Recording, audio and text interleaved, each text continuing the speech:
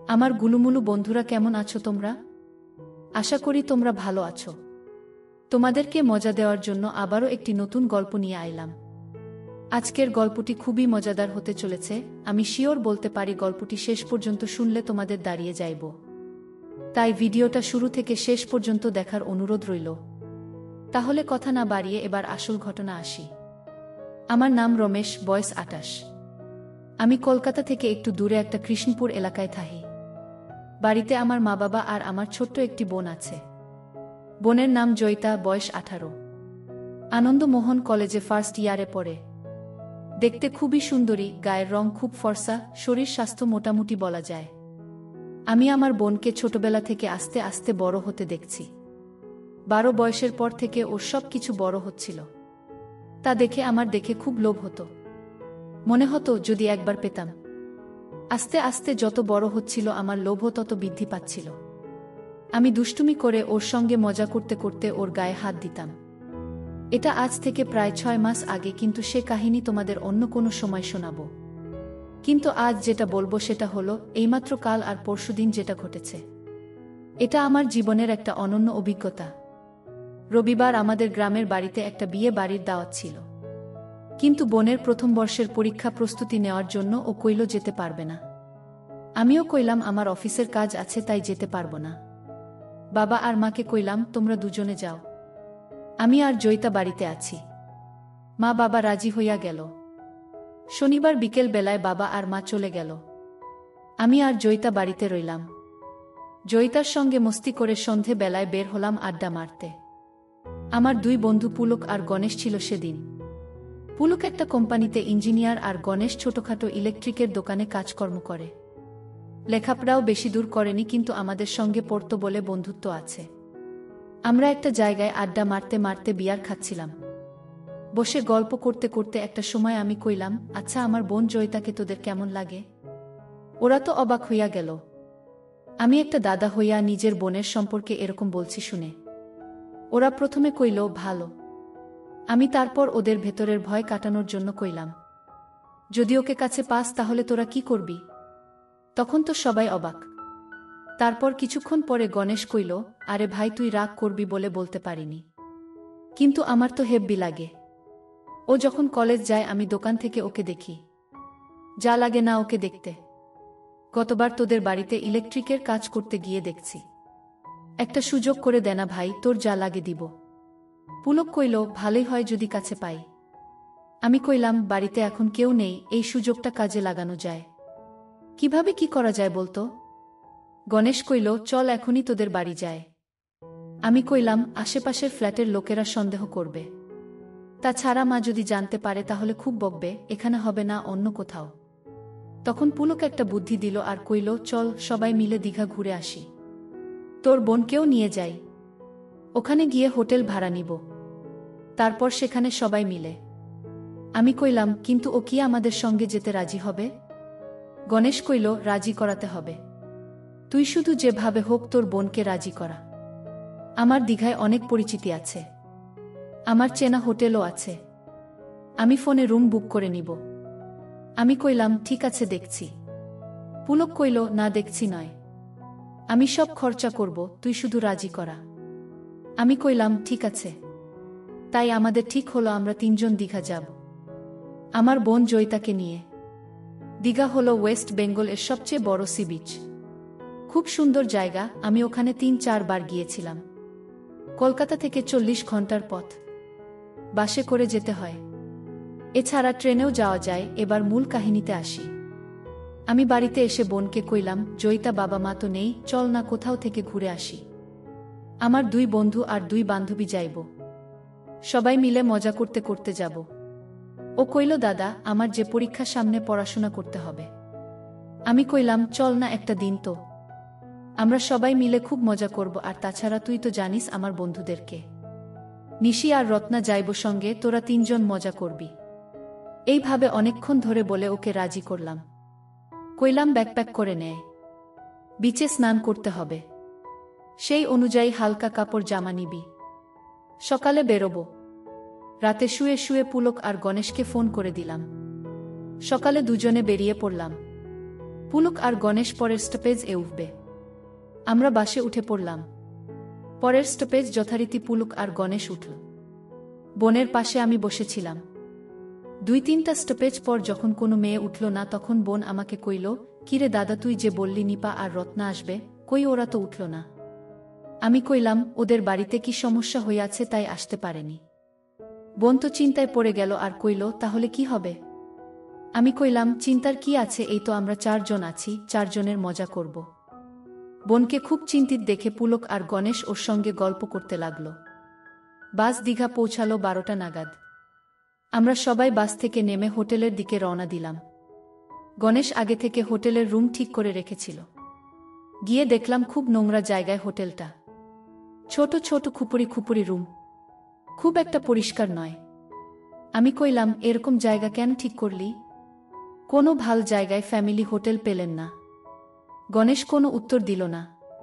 কইল, যা ঠিক করেছি তাতে চল, বেশি কথা বলিস না। পরে জেনেছিলাম এটা আসলে একটা কম দামি হোটেল। বাইরে থেকে যারা ওসব কাজের জন্য এখানে আসে তারা এখানে থাকে। এদের নিজস্ব সার্ভিসও আছে, কেউ কেউ সাথে নিয়েও আসে। যাই হোক, আমরা 2 রুম বুক করলাম, একটা জয়িতার জন্য আর একটা আমাদের 3 জনের জন্য। আমরা রুমে ঢুকে প্ল্যান করলাম বিচে যাওয়ার আগে একটা ড্রিঙ্ক করব। তাই বোনের রুমে নিয়ে গিয়ে কইলাম, তুই ফ্রেশ হইয়া নে, একটু পরে বিচে যাব, আমরা খাবার নিয়ে আসছি। এই বলে আমরা বাইরে গেলাম। একটা বারে বসে বসে হুইস্কি আর খাবার খেলাম। আধ ঘন্টা পরে ওখান থেকে বেরিয়ে জয়িতার জন্য খাবার কিনতে গেলাম। এসে দেখি গণেশ আর একটা ড্রিঙ্কস কিনেছে। আমি কইলাম, কি হবে এটা? ও কইল, কাজে লাগবে। আর একটা স্প্রাইটের 6 ml কিনে রুমে আইলাম। রুমে এসে গণেশ স্প্রাইটের বোতলটা একটু খালি করে ওতে ড্রিঙ্কসটা ঢেলে দিল। তারপর কইল, চল এবার জয়িতা রুমে। বলে সে খাবারটা আর স্প্রাইটটা নিয়ে জয়িতা রুমে ঢুকল। আমিও গেলাম, গিয়ে কইলাম, তুই ফ্রেশ হইয়াছিস? জয়িতা কইল, হ্যাঁ দাদা। আমি কইলাম, খেয়ে নে, তারপর বিচে যাব। গণেশ ওকে স্প্রাইটটা দিল, কইল, জয়িতা তুমি এটাও খেয়ে নাও। আমরা বসে বসে গল্প করতে লাগলাম। খেয়ে দে স্প্রাইটটা খেতে লাগলো। কইল, দাদা স্প্রাইটটা এত করা কেন? গণেশ কইল, হয়তো ডিপে ছিল তাই, কিংবা হবে হয়তো আগেকার জিনিস। তুমি খেয়ে নাও, কিছু হবে না বলাতেও খেতে লাগলো। আমরা ওকে কইলাম, তুই খেয়ে রেডি হও, আমরাও রেডি হচ্ছে বিচে যাব। তারপর আমরা 10 মিনিট পর রেডি হইয়া জয়িতাকে ডাকলাম। ও বেরিয়ে এল। একটা রেড কালার জিন্স আর একটা গ্রিন কালারের টপ পরে। গণেশ ওকে কইল, জয়িতা এই ড্রেস পরে বিচে যেও না, চলো আমি তোমাকে ড্রেস সিলেক্ট করে দিচ্ছি। বলে গণেশ রুমের ভেতরে নিয়ে গেল জয়িতাকে। কিছুক্ষণ পর গণেশ বেরিয়ে এল। আমি কইলাম, কি রে, কি ড্রেস দিলি ওকে? গণেশ কইল, দেখতে পাবি, তোর বোনকে কি বানাব দেখতে পাবি।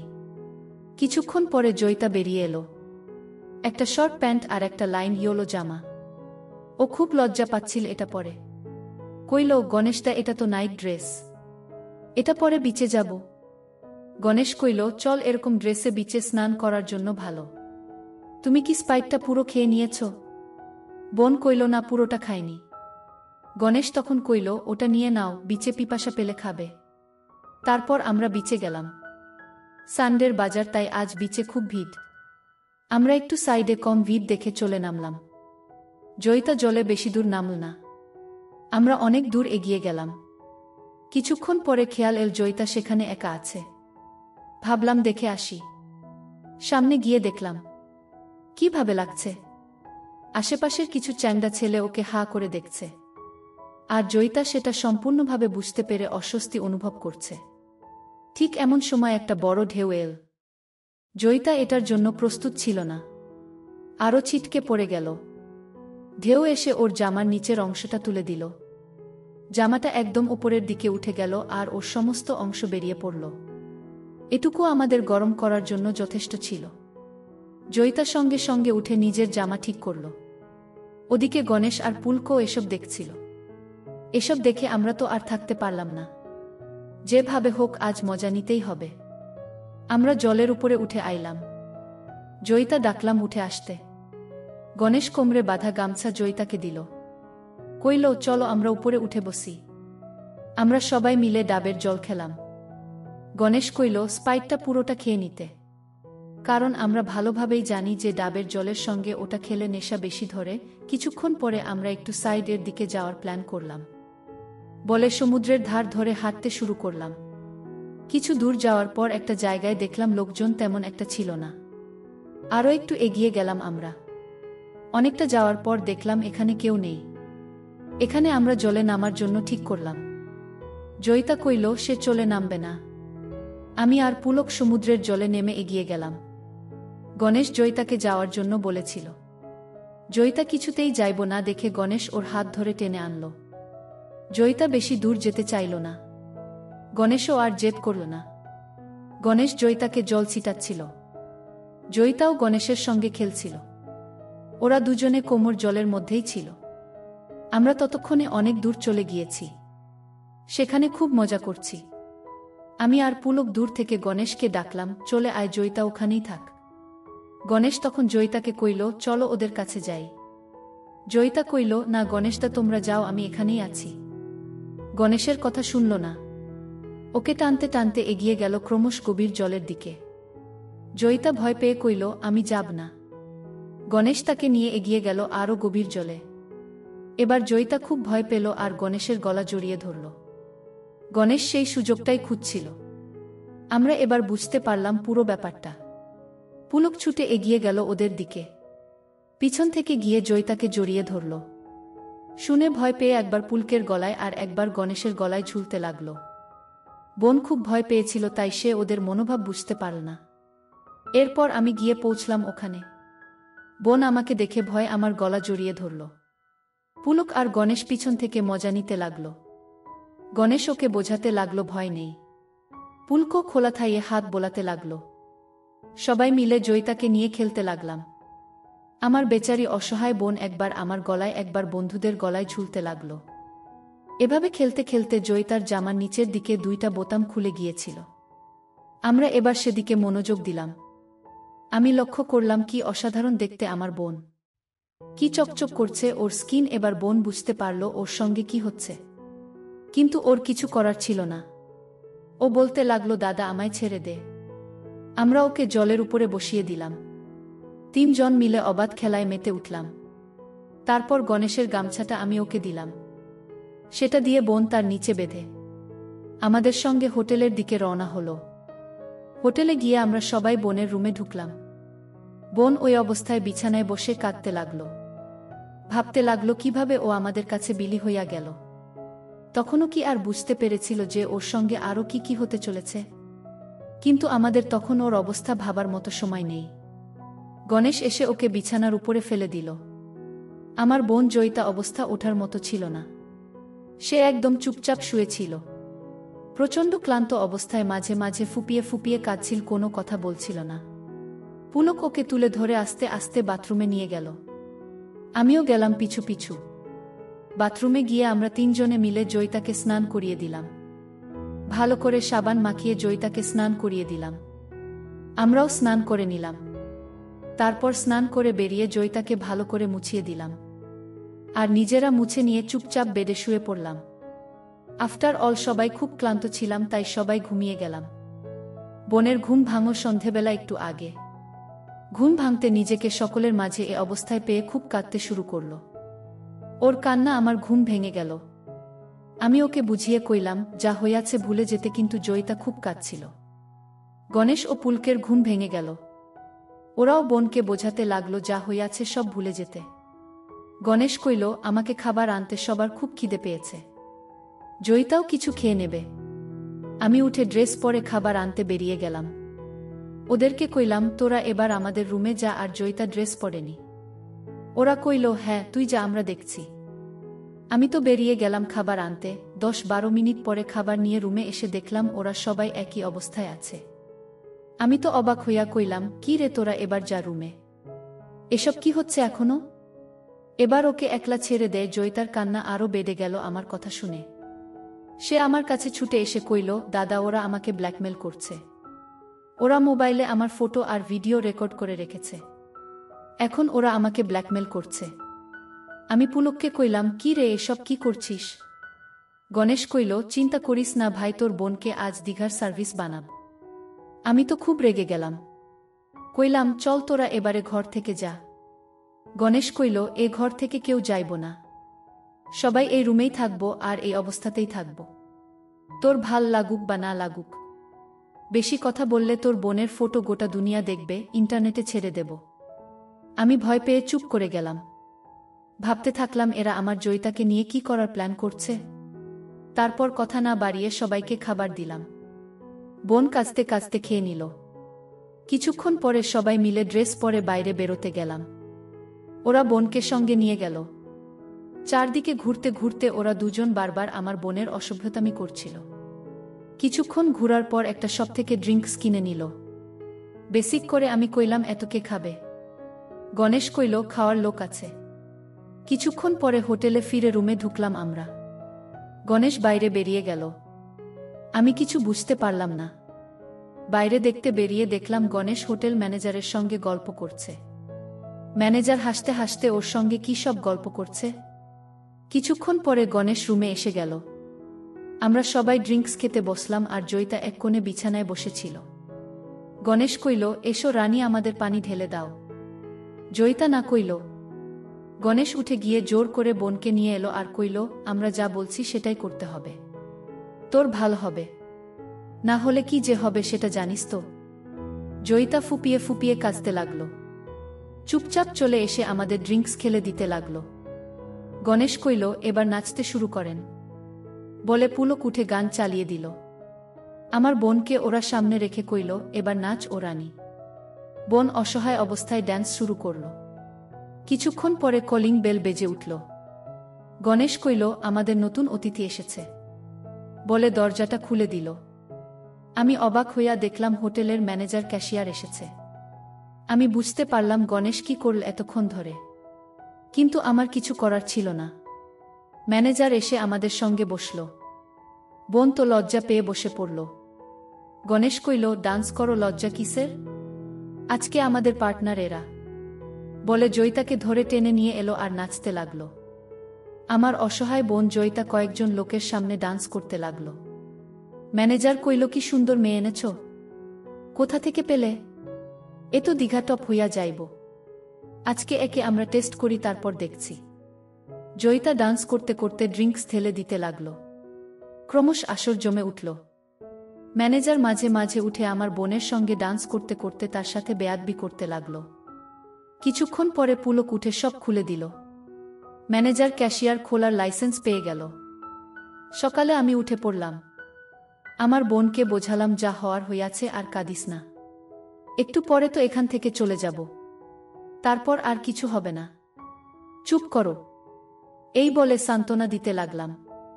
ওদের কইলাম, তোরা এবার উঠে ড্রেস পর, একটু পরে তো বেরোতে হবে, 10টার মধ্যে তো রুম খালি করে দিতে হবে।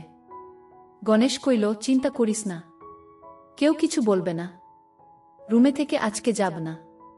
আমি কইলাম, সে কি রে, আজকে না গেলে কি করে হবে? এমনিতেই অনেক টাকা খরচ হইয়া গেছে। গণেশ কইল, তুই খরচের চিন্তা করিস না, আজকে আমাদের খরচ একদম নীল, বরং উল্টে ইনকাম করব। আমি তো রীতিমতো ভয় পেয়ে গেলাম। ভাবতে থাকলাম আমার বোনকে নিয়ে নিশ্চয়ই কিছু প্ল্যান করেছে। তবু গণেশের ভয়ে চুপ করে রইলাম, কিন্তু আসল গল্প অন্য ছিল। আমার কল্পনাতেও আসেনি আমার বোনকে নিয়ে এরা কি করতে চলেছে। যাই হোক, তারপর সকালে সবাই উঠে যায়, ড্রেস পরে ব্রাশ করে চা খেলাম। তারপর বসে বসে কিছুক্ষণ কথা কইলাম। জানতে চাইলাম ওরা কি করতে চায় সারাদিন। কিছুক্ষণ পরে জয়িতাকে ওর রুমে রেখে দিয়ে গণেশ আর পুলক আমাদের রুমে এলো। আমি আমার বোনকে সান্ত্বনা দিতে লাগলাম। কিছুক্ষণ পরে আমিও এই রুমে আইলাম। ওদের কইলাম, হ্যাঁ রে, আজকে তোরা কি আবার সি বিচে জয়িতাকে নিয়ে যাবি? ওরা কইল, আজ আসি বিচ নয় পাগলা, শুধু দেখ তোর বোন আমাদের আজ কোথায় কোথায় নিয়ে যায়। কিছুক্ষণ পরে হোটেলে ফিরে এসে জয়িতার রুমে খাবার পৌঁছে দিয়ে আইলাম। গণেশ এসে কইল, খেয়ে নাও, একটু পরে সিনেমা দেখতে যাব। 12টা থেকে শুরু হবে বলে গণেশ চলে গেল। বোনকে দিয়ে চুপ করে বসেছিল। গণেশ এসে কইল, কি হল রানী, চলো সিনেমা দেখতে যাব। যে কদিন এখানে আছো আমরা যা বলি তাই করো, না হলে কি হবে সেটা ভালোভাবেই জানো। বোন তো অনিচ্ছা সত্ত্বেও রেডি হল। সালোয়ার কামিজ পরে ফেলুন। গণেশ এসে আবার কইল, এসব কি করছো? এসব ড্রেস এখানে চলবে না বলে সে একটা শর্ট আর একটা হালকা হলুদ রঙের টপ দিল। আর কইল, এটা পরে নাও রানী। জয়িতা অনিচ্ছা সত্ত্বেও গুলো পরে ফেল। আমরা সবাই মিলে বেরিয়ে সিনেমা হলের দিকে এগিয়ে গেলাম। আমি যেতে যেতে গণেশকে কইলাম, হ্যাঁ রে, কোথায় সিনেমা দেখতে যাবি? কি সিনেমা চলছে কিছু বল। গণেশ কইল, যেখানে যাচ্ছি চুপচাপ চল। কিছুক্ষণ হাঁটার পরে গণেশ একটা ছোট সিনেমা হলের সামনে গিয়ে দাঁড়াল। সেখানে দেখি একটা ছোট সিনেমা হলো, সেখানে তুফান মুভি চলছে। আমি তো বুঝতেই পারলাম আজকে আমার বোনের সাথে কি হতে চলেছে।